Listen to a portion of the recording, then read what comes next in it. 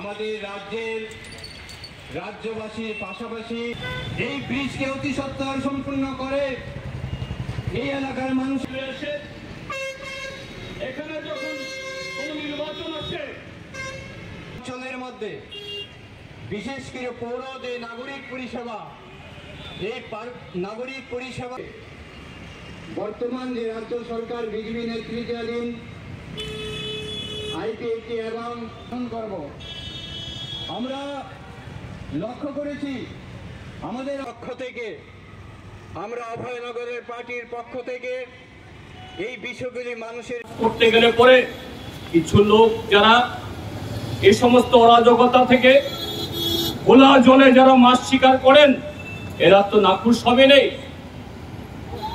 এদের কামাই বাণিজ্য সংকুচিত হবে। তা স্বাভাবিক তারা নানাভাবে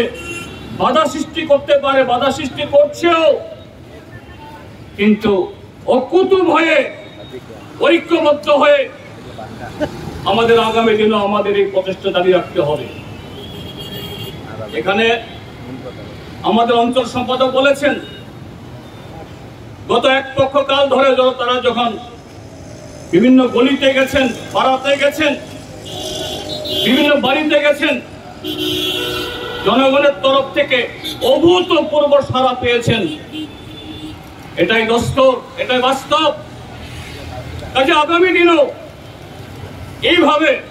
এই লড়াইকে, এই প্রয়াসকে জারি রাখার মধ্য দিয়ে এই ত্রিপুরাজ্য থেকে বিজেপি ত্রিপুরা মথা আইপিএফটি নামক এই জঞ্জালকে দ্রুত, শুধু আগরতলা নর্দমা পরিষ্কার করলে হবে না, ড্রেনের সমস্ত এই পচা প্রতিগন্ধময় এই সমস্ত জলকে সরালে হবে না। এই ত্রিপুরাজ্যের রাজনীতি সংস্কৃতি থেকেও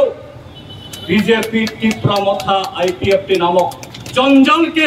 সরানোর জন্য এরকম কর্মসূচি নিয়ে আগামী দিন আরো বেশি বেশি করে এগিয়ে আসবেন এবং নিশ্চয়ই আমাদের এই প্রয়াসে আরো বেশি নাগরিক এতে সামিল হবেন। যারা নানা কারণে গত 7.5 বছরে চুপ করে বসে আছে, ঘরে বসে আছে, ভয়ে ডরে, তারাও আগামী দিন আসবেন এবং তাদেরকে আসার জন্য আহ্বান জানিয়ে আমাদের এই কর্মসূচি এগিয়ে নিয়ে যেতে হবে।